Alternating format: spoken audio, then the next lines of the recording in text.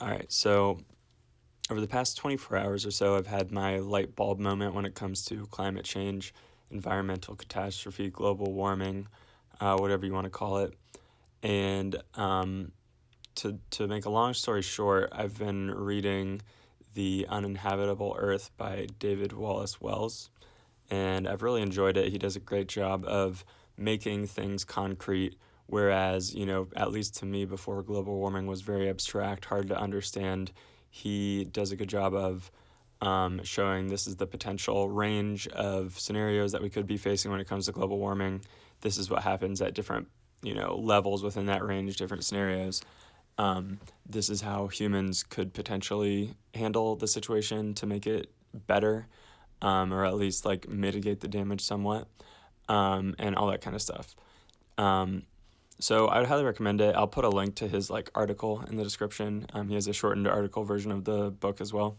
But what I really want to talk about, there are just two things that are just really struck me wrong in this book, that I want to sort of discuss. And of course, they're related to my two passions, veganism and antinatalism here. So, first of all, when it comes to veganism, um, the author gave very flimsy reasoning, in my opinion, for not being vegan, especially when you consider that, this is a climate focused book and he's not sort of willing to, and, there are all these things in the book. There are all these times when he's like, if we, take our collective action, if we, it's the small things. Like, yes, it has to be magnified by government and scaled by government, and there's no way that like people making the small actions can like completely change it.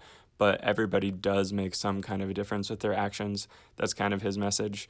Um, so to me, it's shocking that he both like is not vegan and does have a child during the writing of this book. He has a child during the writing of the book. So those are the two things I'm going to talk about. So first of all, um, it's obviously just incredibly ignorant to continue eating a carnist diet, and consuming animal products if you understand their impact on all of this and you believe that like any individual has any kind of responsibility, and that it's not fully just the government's responsibility. How can you continue, just purely for ecological reasons, how can you possibly continue consuming animal products if you understand the ecological damage and you think people have responsibility? It's absurd. But the rationalization he gave for not being a vegan was that, there were two that I remember.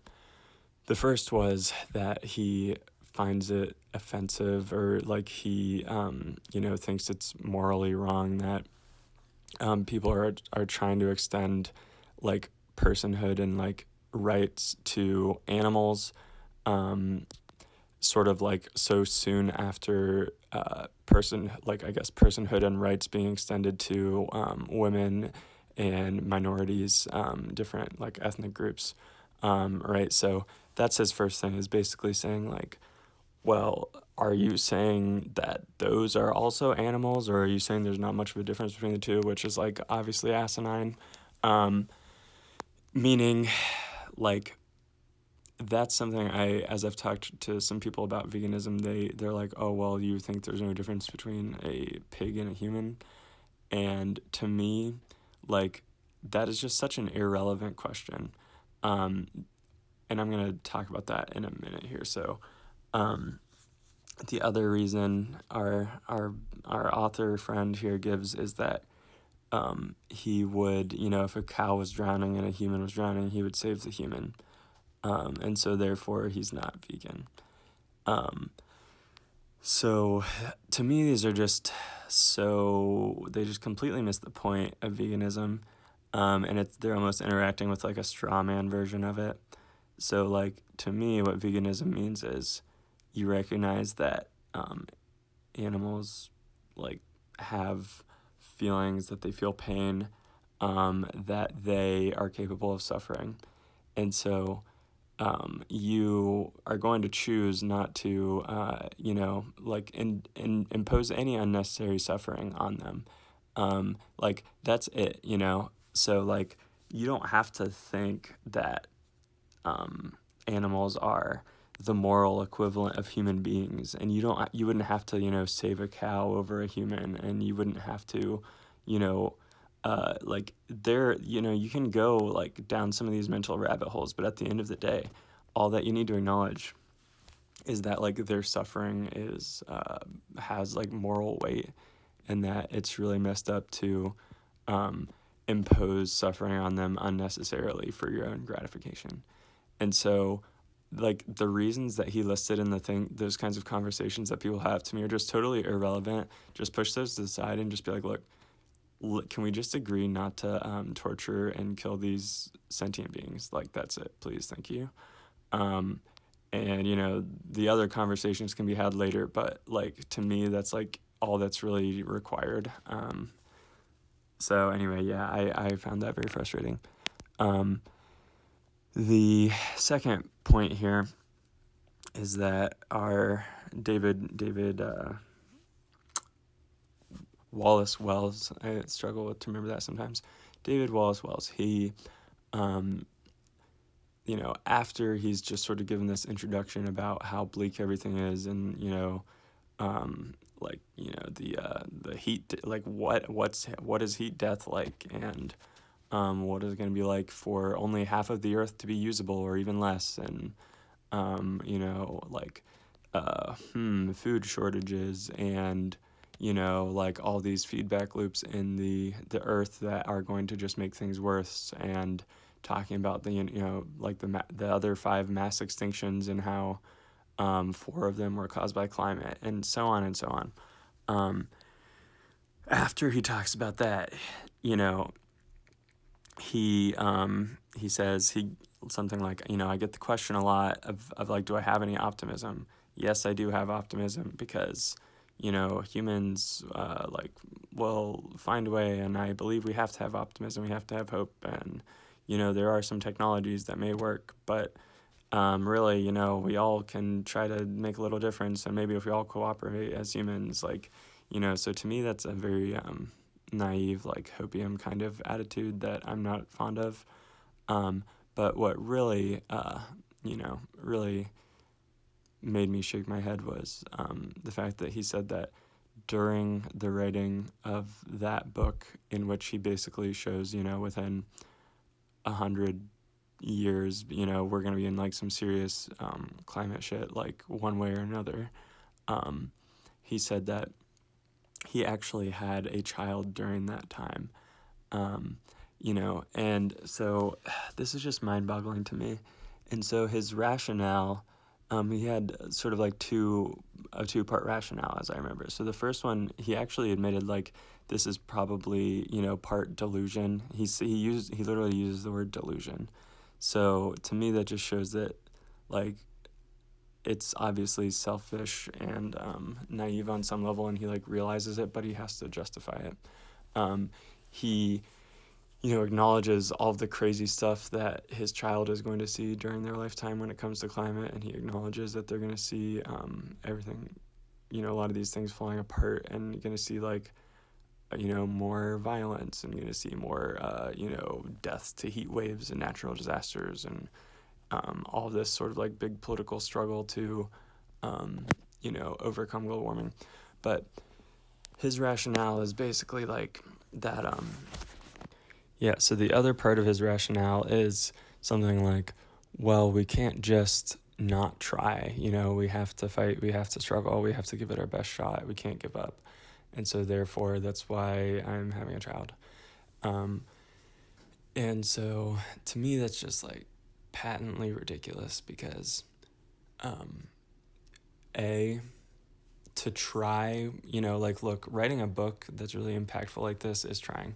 Like, lobbying, like protesting, organizing, like working with groups to try to like move the cause forward. That is working, like that is trying. Becoming a vegan, like doing all these like lifestyle changes, like that is trying. Getting a more efficient car, or getting rid of your car, and like all that kind of stuff. That is trying. That is taking action. Again, like the big trying to change the big systemic stuff through writing or YouTube or activism, that is taking action. What taking action is not is having a child, because that is literally the worst thing that you will ever do for the environment, right? Like, that is not taking action for the environment. That is not that to me is absurd. So to say that I'm not going to give up on fighting for the environment, so therefore I'm going to have a child, is absurd, absurd, absurd. Yeah, so I guess while I love this book, I do think those two things are very Pollyanna-ish and like naive.